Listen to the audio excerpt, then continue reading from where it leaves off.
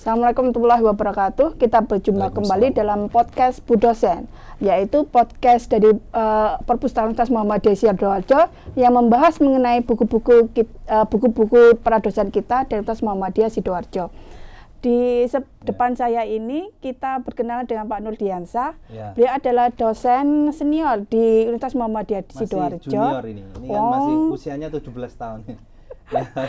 Ya, Pak Nur Diansyah, beliau seorang doktor di bidang teknologi pembelajaran. Saya pikir apa yang kita bicarakan ke depan ini mungkin berkaitan sekali dengan masalah pembelajaran yang ada di sekolah, dan beliau sangat expert tentunya mengenai teknologi pembelajaran yang ada. Insyaallah. Jadi apa yang kita bahas kali ini adalah buku beliau mengenai inovasi pembelajaran sekolah unggul. Ini saya ingin kulik lebih jauh, Pak. Ini sekolah unggul, pembelajaran sekolah unggul itu seperti apa sih? Apa yang dibahas dalam buku ini? Sebelum saya bahas itu, mungkin sedikit saya kasihkan sejarahnya. Buku ini adalah buku untuk mewadahi keilmuan dosen dan mahasiswa. Sebenarnya buku ini untuk pembelajaran bagi mahasiswa yang ingin berkarya di dunia pendidikan, khususnya di prodi pascasarjana di manajemen pendidikan Islam. Jadi ada beberapa penulis dari mahasiswa dan kombinasi dengan beberapa dosen, termasuk salah satunya adalah saya. Nah, di situ buku itu ingin menceritakan tentang bagaimana sebenarnya perancang sebuah sekolah yang unggul, yang kemudian memang secara pondasi, dalam dasar pondasinya, prosesnya, terus kemudian output dan outcome-nya semuanya terintegrasi jadi satu. Dan itu yang ingin kita bahas di buku itu, sehingga orang tahu dulu filosofi terkait dengan pendidikan itu seperti apa, nanti terkait dengan modelnya pembelajaran seperti apa, strategi, teknik, terus kemudian pendekatan dan yang lainnya, sampai nanti ke hilirnya, yaitu bagaimana membentuk sekolah unggul di beberapa sekolah di Indonesia. Ini juga ada role model nanti kita contohkan nanti, gitu nggih. Apa pembedanya dibandingkan dengan inovasi-inovasi yang selama ini ada? Saya pikir kan cuma banyaklah kemudian para ahli-ahli kita bidang pendidikan yang kemudian menelurkan mengenai inovasi di dunia pendidikan, terutama mengenai masalah pembelajaran. Apa pembeda dari ini? Pembeda sekolah unggul di sini saya mengkategorikan di 3 kategori. Yang terkait, yang pertama adalah sumber daya manusia, yang kedua adalah di sarana prasarana, yang ketiga adalah di pengembangan digitalisasi.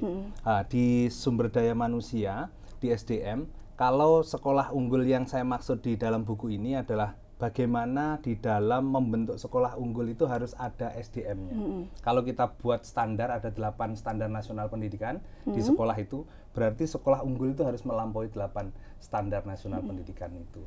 Baru kemudian setelah itu dia di SDM-nya, tentu kalau SDM-nya hanya peraturannya S1 cukup jadi guru, maka ini tidak boleh, harus out of the box, di luar kebiasaan. Maka mestinya minimal punya S2 atau mungkin bahkan S3, bahkan profesor mestinya juga ngajar di sekolah-sekolah unggul, sehingga punya nuansa akademis yang cukup tinggi. Yang diharapkan seperti itu.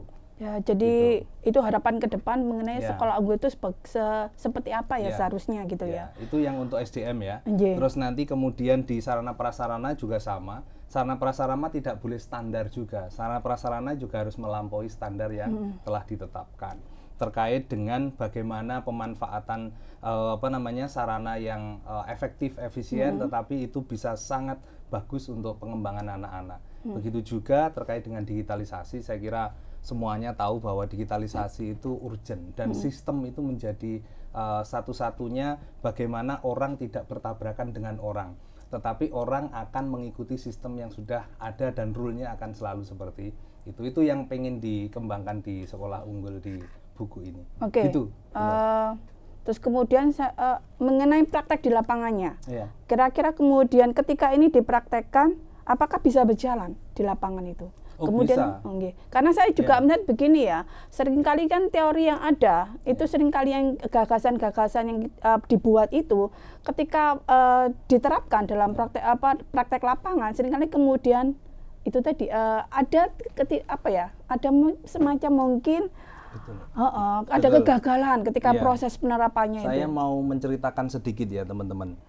Saya mendampingin beberapa sekolah unggul di Sidoarjo, di Surabaya. saya melihat kasuistik itu, bahwa sekolah kita itu kadang sudah terakreditasi A atau unggul, tetapi implementasi manajemennya, SDM yang ada di dalamnya, sarana prasarananya, terus sistem digitalisasi juga tidak berjalan. Saya beri contoh, seorang kepala sekolah, dia kan akan membuat rencana induk pengembangan kalau di universitas namanya. Tapi kalau di di sekolah jangka panjang, RKJP, rencana kerja jangka panjang. Lah, ketika kepala sekolah, wakil kepala sekolah membuat RKJP, dia itu membuat saja. RKJM juga gitu, jangka menengah membuat saja. Padahal dia tidak tahu di RKJP itu artinya apa, harusnya ada apa saja, RKJM juga gitu. Lah, maka di dalam sebuah manajemen, karena saya orang teknologi pendidikan, itu kan desain itu penting. RKJP itu harus mendesain secara umum mau kemana 20, 30, 50 tahun yang akan datang sekolah itu, kan gitu. Terus kemudian di rencana rencana kerja jangka menengah RKJM, dia harus memiliki indikator-indikator jelas. 5 tahun lagi saya harus melakukan A, B, C sampai Z. 10 tahun lagi saya harus melakukan A, B, C sampai Z. Dan itu harus tertuang secara detail. Dan dalam bentuk prosentase kah, dalam bentuk jumlah kah, kalau kita kenal istilahnya sebagai key performance indicator atau indikator kinerja utama atau indikator kinerja tambahan. Nah, itu penting buat dikembangkan dalam sekolah. Selama ini ketika kita membuat RKJP, tahun lalu ada gini, kita bikin saja. Tahunnya diubah. RKJM juga gitu. Tahun lalu kayak gini, bikin lagi, ubah aja tahunnya, tanda tangan kepala sekolah yang baru. Dan itu luar biasa akan menurunkan kualitas sekolah unggul itu. Gitu. Kalau boleh tahu ini latar belakang, Pak. Kenapa sih Anda kemudian membuat buku ajar ini gitu loh? Iya, latar belakangnya sebenarnya tergelitik terkait dengan bagaimana orang itu membaca untuk kemudian mendapatkan hasil. Itu sebenarnya latar belakangnya. Karena saya orang pendidikan, saya ingin menyampaikan bahwa sekolah yang unggul itu minimal kayak gini. Apakah nanti kemudian SDM-nya itu harus berpikir, harus berbasis growing zone. Dia tidak boleh pemikirannya itu stagnan atau kita sebut sebagai comfort zone. Dia tidak boleh berpikir bahwa aku sudah aman, sekolahku sudah unggul, semuanya sudah baik-baik saja. Tidak. Tetapi 5 tahun, 10 tahun yang akan datang, dia harus berpikir bahwa saya harus tumbuh dan berkembang terus-menerus. Continuous improvement itu harus berjalan dengan baik. Nah, kesadaran-kesadaran itu yang perlu kita bangun. Termasuk di dalamnya bagaimana SDM itu mampu untuk menangkap peluang-peluang dari luar, kebijakan-kebijakan dan yang lainnya itu perlu ditangkap oleh sekolah. Gitu ya. Berarti sasarannya saya melihat lebih ke pemangku kebijakan ya. Jadi selain pemangku kebijakan termasuk juga kemudian stakeholder yang banyak berperan di situ, mulai dari guru, kepala sekolah, termasuk juga mungkin kemungkinan besar juga dari orang tua siswa ya. Betul. Yang harus berkontribusi dalam pengembangan sekolah gitu ya, harus mengawasi. Betul. Stakeholder itu kalau menurut saya stakeholder itu penting. Sekolah itu dikatakan besar atau tidak itu sebenarnya tergantung stakeholder. Jenengan punya sekolah unggul, luar biasa. Tetapi masyarakat di sekitar jenengan tidak mengakui karena sekolah itu sangat mahal. Sekolah itu untuk teman-teman elit saja. Itu mungkin sekolah ini tidak akan bermanfaat banyak terkait dengan lingkungan sekitar. Tetapi ketika sekolah itu A atau unggul, tetapi sebenarnya sekolah itu mewadahi orang-orang miskin bisa sekolah di sana, ada beasiswa, orang-orang yang kurang mampu juga bisa sekolah di sana. Lah itu yang kemudian harus dikemas bahwa sekolah ini memang sekolah yang unggul yang memperhatikan banyak faktor di dalamnya. Jadi tidak cuma sekedar kalau unggul itu ya berarti input, artinya siswa-siswa yang terdaftar di situ kemudian memang siswa-siswa unggulan, tapi kemudian ada beragam banyak kemudian dari siswanya sendiri, termasuk kemudian bagaimana cara kita menyeragamkan siswa yang beraneka ragam backgroundnya ini kemudian ketika keluar itu menjadi SDM yang unggul. Ini gitu saya buatkan konsep ya. Saya bayangan kita di dalam buku itu bahwa input ataupun input anak itu kan berbeda-beda. Mungkin dulu dari SMP SMP yang berbeda dia mau ke SMA. Tapi inputnya ini ada yang 50%, ada yang 70%, ada yang 90%, bahkan ada yang 100%. Sekolah hebat, sekolah unggul itu adalah bagaimana input 50, 70, 80 sampai 100% itu besok keluar sama-sama jadi 100%.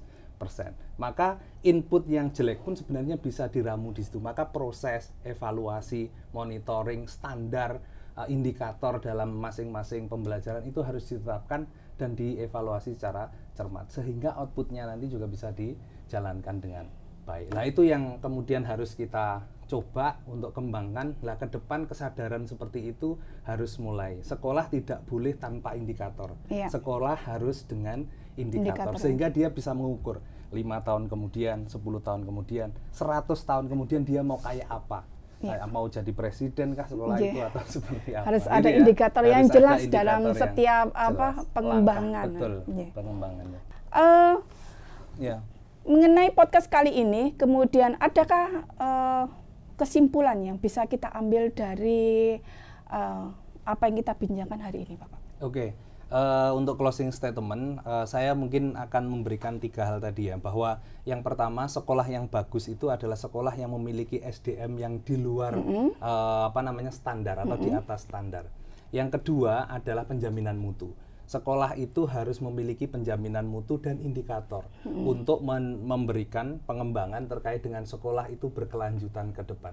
Sekolah itu tidak boleh anti kritik, tetapi sekolah itu harus tebal terkait dengan kritik dan menindaklanjuti dengan kritik yang sudah disampaikan sehingga ada continuous improvement, peningkatan yang terus berkelanjutan. Yang ketiga adalah bangun sistem yang bersifat decision support system, yang mana sistem itu terus berkelanjutan dan on the time. Pokoknya di saat ini kita butuh berapa siswa saya yang memiliki nilai di atas rata-rata. Jadi mungkin pakai HP kita sudah bisa ada 50% siswa yang di atas rata-rata. Jadi kepala sekolah pun dalam mengambil kebijakan itu juga bisa menggunakan teknologi yang tepat guna seperti itulah. Maka kita nanti ke depan sekolah unggul ini tidak boleh lagi hanya sekedar kita tatap muka di kelas semacam ini, tetapi bagaimana sekolah unggul itu bisa seorang guru menjadi desainer di belakangnya, tetapi tetap tidak meninggalkan bagaimana ruh dia menjadi seorang pengajar dan pendidik. Itu penting untuk kita kembangkan dan kita pikirkan, dan sekolah harus memiliki di mana kira-kira 20 tahun yang akan datang sekolah itu berada, di mana 40 tahun yang akan datang itu sekolah berada, dan 100 tahun yang akan datang dia mau ngapain sekolah. Itu perlu kita pikirkan bersama untuk pengembangan sekolah kita. Terima kasih dari saya. Bagus sekali, terima kasih banyak untuk kesempatan kali ini. Wabillahi taufiq wal hidayah. Warahmatullahi wabarakatuh. Waalaikumsalam warahmatullahi wabarakatuh. Wes ya.